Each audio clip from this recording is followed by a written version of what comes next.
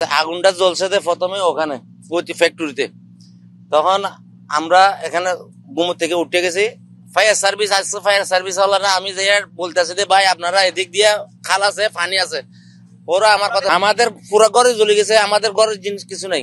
আমার full family না, family তরলে মনে করো আমার পুরো ফ্যামিলির মাল সামান সব জ্বলে গেছে। এখানে আমি যখন রাতে 2টা বাজে আসছি তখন দেখছি এখানে অনেক আগুন। রাতের 2টা বাজে তখন আমরা ফায়ার সার্ভিসও আসছে। তখন আমরা অনেক চেষ্টা করে এখানে দেওয়ালটা ভাঙছি আর কি। পরে ফায়ার সার্ভিস এখানে ঢুকছে, মানে আগুন যেভাবে লাগছে মানে নিবার কোনো করা নাই। তারপরে এখানে খালের পানিও শেষ হয়ে গেছে। খালের পানি পরে ফায়ার সার্ভিসে বড় বড় গাড়ি আসছে আরো কয়েকটা। এরপরে এখানে প্রথমে রাত প্রায় 1:30 বাজে আগুনটা ধরার পরে ফায়ার সার্ভিস প্রায় আধা ঘন্টা পরে এখানে আসে উপস্থিত হয়। আগুনটা মূলত ধরো প্রথমে ওইদিকে ফোল্ডিং ফ্যাক্টরি, এদিক থেকে ধরতো ফায়ার সার্ভিস যখন আসতেছে পানি সংকটে তারা আগুন নিভাতে পারে না। আগুন নিভাতে পানির জন্য প্রায় এদিকে পুরো আগাগোড়া হয়ে গেছে। প্রথমে অল্প ছিল আগুন, তার পানির সংকটের জন্য তারা মানে মূলত কি আগুনটা আরো বেড়ে গেছে। তারপর এদিকে মূলত আরো অনেক গাড়ি ছিল, গাড়িগুলা সরাই করেছিল। এদিকে পুরাটা ট্রেন ছিল, ট্রেন গিরা ছিল। এখানে আমাদের লোহা আছে, তারপরে জুট, অনেক মাল আছে, সবগুলা পুড়ে গেছে। কিভাবে লাগছে আমরা তো জানি না, এটা বলতে পারবো না। আগুন খুব জোরে জ্বলতেছে, নিবানোর কোনো পরিস্থিতি নাই, প্রায় 1:30 2টা থেকে সব জ্বলতেছে অতিরিক্ত, মানে এখানে নিবানোর কোনো সিস্টেম ছিল না। সকালে গেছে, এখনো পর্যন্ত কন্ট্রোল করতে কষ্ট হয়ে গেছে। কাপড় চোপড় সবগুলো পুড়ে গেছে। ওর ঘর আমাদের ঘর 2টা বেশি পুড়ে গেছে। এখানে জিনিসপত্র আর কি, জিনিসপত্র অল্প অল্প বার করতে চাষ সবগুলো গেছে। ক্ষতি বলতে এখানে রাতে 1:30 দিকে আমরা তো এখানে আশেপাশে আছি।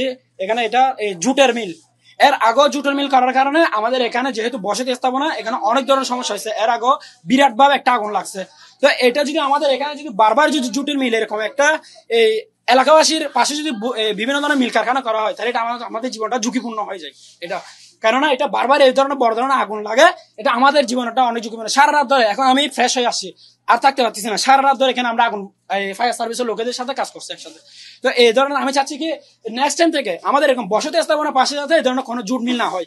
এখানে বিভিন্ন ধরনের আমাদের ঘর বাড়ি পুড়ে গেছে, অনেক ঘর বাড়ি আপনার সামনে গেলে দেখতে পাবেন। আমাদের তো সব গেছে, সব আর কিছু তো নাই এখানে। আর তেনা ফ্যাক্টরির মধ্যে তেনা ফ্যাক্টরি, এগুলো সব তেনা ফ্যাক্টরি, সব কেমিক্যাল, এগুলো তো আগুন লাগছে মেয়াদ থেকে, সেই মেয়াদটা জ্বলতে সব আমাদের এগুলো সব জ্বলে গেছে। এমন তো আর আমাদের কিচ্ছু নেই, আমরা তো ভাড়া থাকি, ভাড়া ঘরে থাকি, আমার অসহায় মানুষ, কিচ্ছু করি কি আর খাইতে আমার কাজ দিন মজুরি। এখন তো আমাদের সব শেষ, এখন তো আর কিচ্ছু নেই, সব তো জ্বলি চাই গেছে। দেখেন আপনারা, আমার পুরা ঘর বলতে আমার পুরা সংসার তো মনে করো গোছানো, আমি বাবুর্চি কাজ করি। তাহলে মনে করো আমি রাতে 1:30 দিকে যাবার, এরা চিল্লাচিল্লি করতে আছে, আমি হঠাৎ জাগিয়ে গেছি। জাগিয়া তারপর দেখি কি আগুন তখন এখন মানে দাও জ্বলতে আছে। তখন তো আমার জীবন বাঁচানো ফরজ হয়ে গেছে, আমার সয় সম্পত্তির প্রয়োজন নেই। আমার একটা ছেলে আছে, ছোটটা ছেলেটা লয়ে আমি পালাই গেছি গা, বাকিটা সব গেছি গা, বাস শেষ। এই এত ঢুকি বাকিটা আমি আর করতে পারবো না, আমি আর ঘরের দিকে আর কাছেও আসি না। কে রে, জীবন বাঁচানোর ফরজ হয়ে গেছে। তারপর যখন বেড়ার ভিতরে ধরে গেছে আবার, তখন আর লোকজন আয়া পড়ছে, তখন আবার আগুন নিবানোর লেগে এই অবস্থার মধ্যে এখনো পর্যন্ত মানে কি ঘরের ভিতর দিয়ে পানি মাতি এখানে বাল্টি দিয়ে তারপর বেড়া আগুন নিভেছি। তখন লাস্টে যাইয়া ফায়ার সার্ভিস আয়া পড়ছে। ফায়ার সার্ভিস তারা আমি কোথাছি আপনারা পিছনে আইন, আমার ওখানে খাল আছে, তারা আমার কথা শুনে না। তারপর তারা সরকারি মানুষ, তাদের লোক আমি আর বাড়াবাড়ি করতে পারে না। শেষ পর্যন্ত জ্বলে গেছে দিয়ে আর কি। এটা ছিল যে মূলত এখানে একটা জুট মিল ছিল, তখন জুট মিলে লাগছিল, তখন বিগত আরো 2-4-5 বছর আগে। তো এটা বর্তমানে এটা চলতেছে প্রায় কয়েক বছর যাবত ধরে। আজকে রাতের হঠাৎ, আমার বাসা হচ্ছে সুরভিয়াবাসী, তো আজকে রাত্রে হঠাৎ যখন কারেন্ট চলে গেল, এই রুম থেকে মানে চিল্লাচিল্লি শুনলাম, শোনার পরে দেখতেছি এখানে আগুন জ্বলতেছে। আমার অনেক দিন চলদি সব কিছু নিয়ে এলাতে পারছি জলদি আনমালি নিজে জলদি শুনবা জলদি টাকা আছে জলদি অনেক কিছু জলদি নিয়ে আমার হাজবেন্ড বড় জলদি আমি বাঁচলে থাকলে টাকা দাবার নেই, জুড়াইতে পারলে না পারলে নেই, থানিয়ে বার করে ফেলেছে। এখানে কিছু না, আমরা আসি দেখতে পান না, শুনে তো থানা ফ্যাক্টরি গুলো দিছিল দে এটা জনগণের বাঁচাইতে হবে না দি এগুলো দিবে আগে আমরা অবজেকশন দিছিল দি ইয়ের পরে থানা ফ্যাক্টরিটা দিছিল দি থানা ফ্যাক্টরিটা দিছিল দি জনগণের বাঁচতে হবে না দি মনে করেন কতটুক জায়গার ভিতরে থানা ফ্যাক্টরি দিছিল দি